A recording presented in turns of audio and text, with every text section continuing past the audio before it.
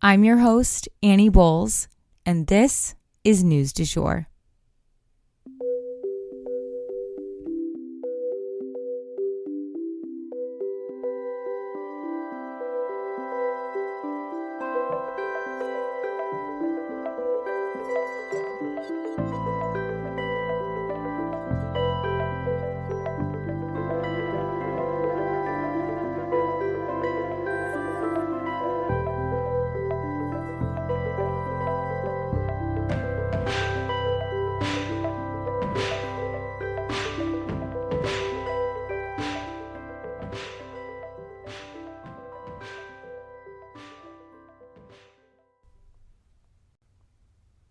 Hey everyone, and welcome back to the News du Jour, a calmer space to consume the news.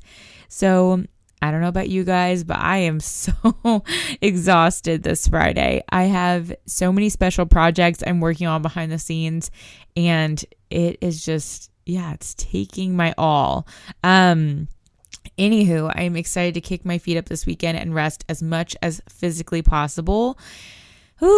We don't have a ton of movement with the elections, though, to report on, so I'm going to hold off on those specifics until next week, and hopefully we can get some more information compiled for you guys. But first up here at the top, I did want to let you guys know that Biden and Xi JingPing plan to meet in person this Monday. As we know, this comes at a time when tensions are super high between the U.S. and China. It also comes right ahead of the G20 meetings in Indonesia. On the docket with this conversation is trade, human rights, eek, and North Korea, eek again. I mean, these are kind of intense topics for these two to discuss. They do not plan to have a joint statement after the meeting, and the White House said openly that expectations were pretty low.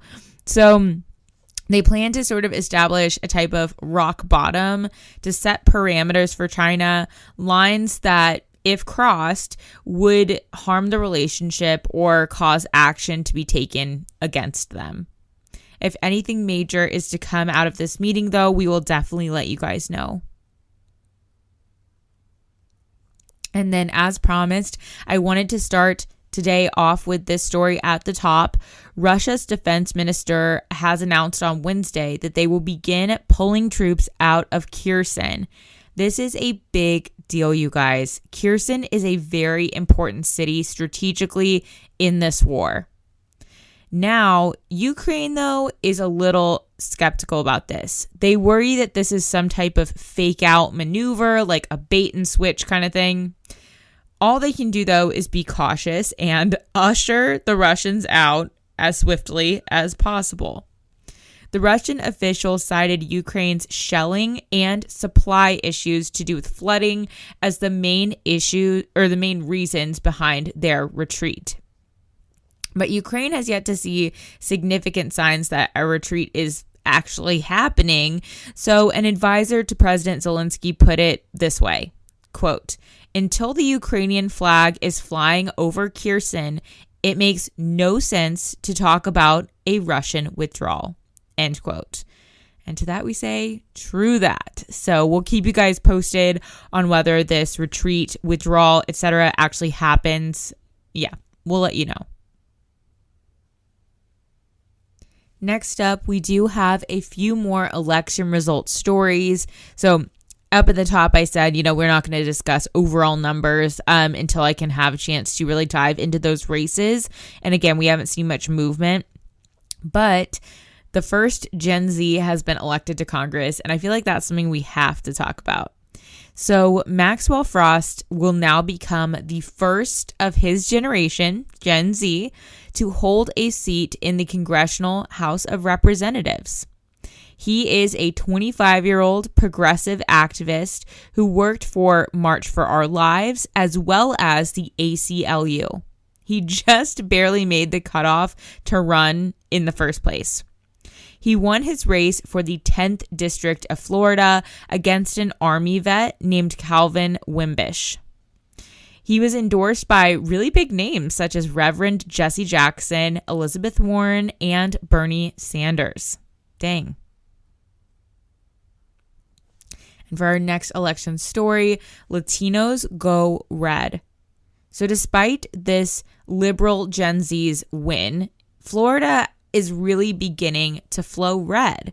And an important part of understanding why big swaths of Florida have turned is understanding Latino voters in Florida, past and present.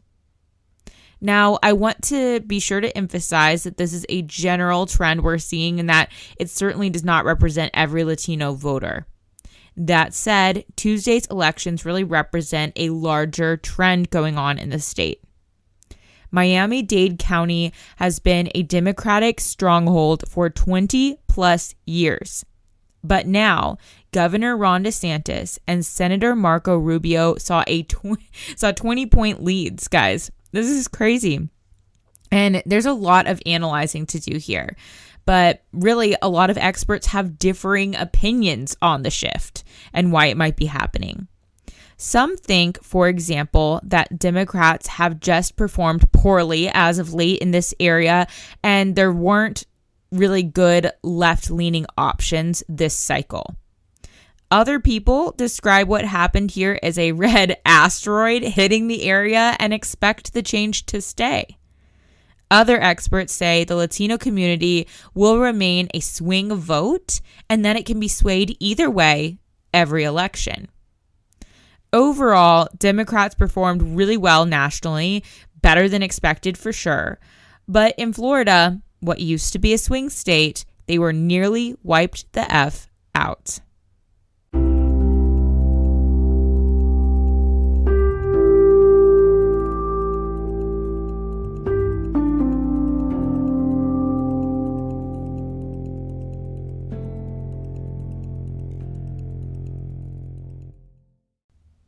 Okay, now we will transition away from politics, y'all, because we have an art history moment for you guys. Y'all know that's my favorite. We have to discuss the $1 billion plus art sale at Christie's, making auction history. So you guys know I love an art history moment. The sale of Paul G. Allen's collection at Christie's auction house in New York broke the $1 billion mark in sales and therefore broke some records. When Paul G. Allen's auction hit the $1.5 billion mark, it became the biggest sale in auction history ever. Paul G. Allen was a co-founder of Microsoft, and he collected pieces that ran the gamut from Botticelli to Georgia O'Keeffe to Van Gogh to Gustav Klimt to Paul Cézanne and contemporary names as well. He passed away in 2018. About a quarter of the pieces went to buyers out of Asia. Over 20,000 people viewed the collection in advance, according to Christie's, with more than 2-hour lines, you guys. Allen actually specified in his will that all proceeds should go to charity. Many people may wonder, who has this kind of money to spend on something like this in today's turbulent day and age? But in this uncertain economy, people want to put their money into something secure, something keen to hold its value. And there's nothing like a priceless work of art to do that. And that is the news du jour. Today, I wanted to leave you guys with the quote, "Everyone dies, but not everyone really lives."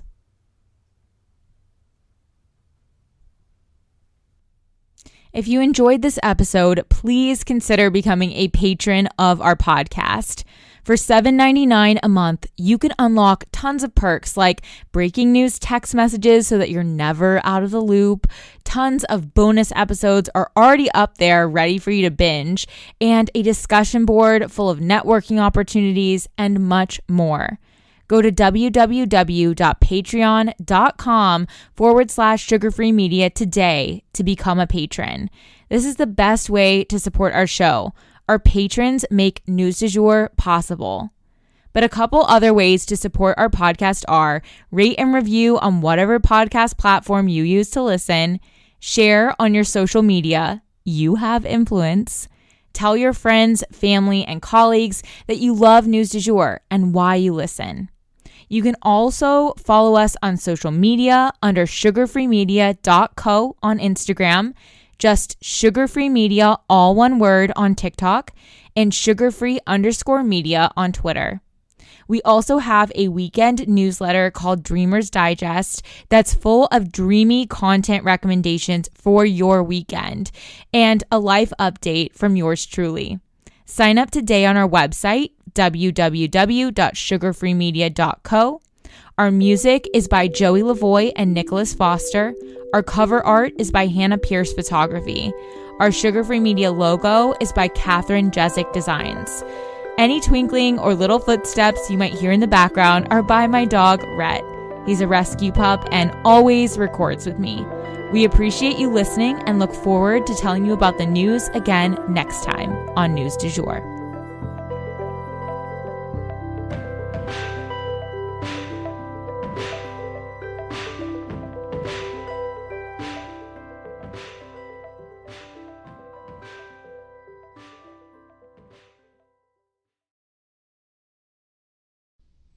Broadcasting from